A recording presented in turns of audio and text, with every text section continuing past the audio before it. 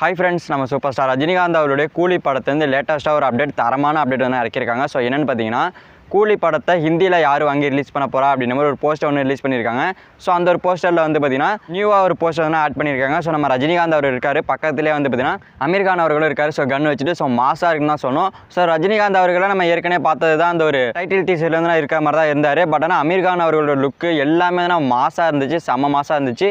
பார்க்கவே சரியான ஒரு கோல்ஸ் அம்சம் மூமெண்ட் தான் சொல்லணும். ஸோ லோகேஷ் அவர்கள் சூப்பரான லுக் கொடுத்து மாசாக தான் யூஸ் பண்ணியிருக்காரு. ஸோ மீசா கீசெல்லாம் பார்க்கும்போது ஒரு பயங்கரமான வில்லன் மாதிரி இருக்குது. ஸோ கண்டிப்பாக படத்தை தரமான சம்பவம் தான் பண்ணியிருப்பாரு. ஸோ வெயிட் பண்ணி பார்க்கலாம். அண்ட் நம்ம ரஜினிகாந்த் அவர்களுக்கும் அமீர் கான் அவர்களுக்கும் கண்டிப்பாக கிளாஸ் இருக்க வாய்ப்புகள் இருக்குது. ஸோ அதெல்லாம் இருந்துச்சு அப்படின்னா கண்டிப்பாக தேட்டர் வேறு லெவலில் தான் சதுரும். ஸோ வெயிட் பண்ணி பார்க்கலாம். அண்ட் ஹிந்தியில் இந்த ஒரு படத்தை யார் வாங்கி ரிலீஸ் பண்ணுறான்னு பார்த்தீங்கன்னா பெண் மாறுதர் அப்படின்ற இவங்க தான் வந்து வாங்கி இந்த ஒரு படத்தை வந்து ரிலீஸ் பண்ணுறாங்க. ஸோ கண்டிப்பாக நான் மாசாக ரிலீஸ் பண்ணுவாங்க. ஸோ வெறித்தனமான சம்பவமாக இருக்க போது.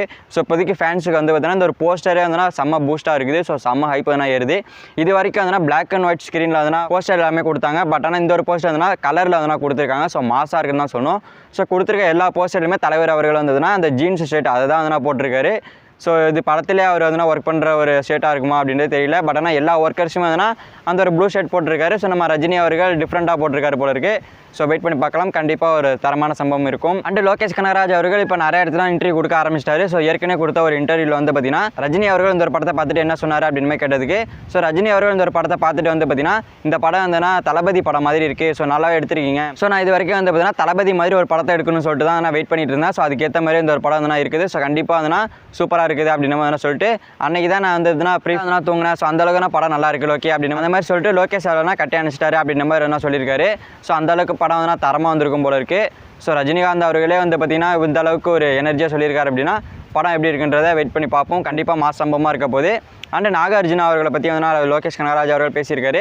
ஸோ நாகார்ஜுனா அவருடைய கேரக்டர்ன்றது நான் ஃபஸ்ட்டு அவர்கிட்ட சொன்னப்போ வந்து பார்த்தீங்கன்னா அவர் வந்து ஒரு வாட்டிக்கு 100 வாட்டி வந்து யோசிச்சுக்கிட்டே இருந்தார். பட் ஆனால் அவர் வந்து ஓகேவே சொல்லலை. ஸோ ஒரு 2-3 மாதம் வந்து டைம் எடுத்துக்கிட்டாரு. டப்பிங் ஒர்க்கிங் முடிஞ்சது என்ன சொன்னார் அப்படின்னு பார்த்தீங்கன்னா, நான் இந்த மாதிரி எந்த ஒரு படத்தையுமே கெட்ட வார்த்தை பேசினது கிடையாது. ஸோ அந்தளவுக்கு என்ன வந்துன்னா கெட்ட வார்த்தை பேச வச்சிருக்கேன் அப்படின்னு மாதிரி சும்மா வந்து ஃபன்னாக வந்து சொல்லியிருந்தாராமா. ஸோ அந்தளவுக்கு கெட்ட வார்த்தை இருக்குது அப்படின்னா கண்டிப்பாக நான் மியூட் பண்ணி தான் வரும். ஸோ அப்படி என்ன ஒரு வில்லத்தனமான ஒரு இதுன்னு தெரில. ஸோ மாஸ் சம்பவமாக இருக்க போகுது.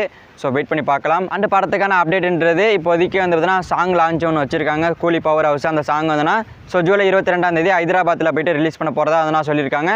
ஸோ இது வரைக்கும் ஆடியோ லான்ச் கேள்விப்பட்டிருப்போம், ப்ரொமோஷன் ஈவெண்ட் கேள்விப்பட்டிருப்போம். பட் ஆனால் இப்போ ஃபஸ்ட் டைம் சாங் ரிலீஸுக்கு ஒரு ஈவெண்ட் நடத்துகிறாங்க சன் பிக்சர்ஸ். ஸோ இந்த படத்துலேருந்து ரிலீஸ் பண்ணுற எல்லாமே வந்து புதுசாக இருக்குது. ஸோ எந்த நாட்டில் யார் வாங்கி ரிலீஸ் பண்ணுறா அப்படின்ற அனௌன்ஸ்மெண்ட் வந்து போஸ்டர் மூலயமா விடுவாங்க. இவங்க வந்து பார்த்திங்கன்னா வீடியோ மூலயமா விட்டு கடைசியான போஸ்டர் வச்சு சம்பவம் பண்ணுறாங்க.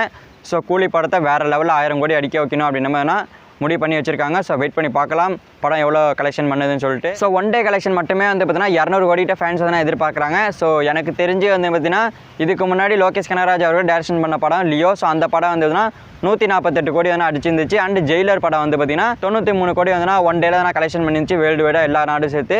ஸோ அப்போ இந்த படத்துக்கு பார்க்கும்போது 150 170 கோடி கிட்ட வந்து பார்த்தீங்கன்னா ஒன் டேல வந்து கலெக்ஷன் பண்ணோம். வெயிட் பண்ணி பார்க்கலாம். படம் தரமாக இருந்துச்சு அப்படின்னா வார் 2 அடித்து தூக்கி எறிஞ்சிட்டு கூலி பவர் ஹவுஸ் வந்து தூக்கி நிறுத்திடலாம். ஸோ வெயிட் பண்ணி பார்ப்போம். செகண்ட் நண்பா நம்ம சூப்பர் ஸ்டார் ரஜினிகாந்த் அவருடைய கூலி படத்துலேருந்து லேட்டஸ்ட்டாக ஒரு போஸ்டர் ஒன்று இறக்கி படத்துக்கான ஹைப்புன்றதை வெறித்தனமாக ஏற்றிருக்காங்க.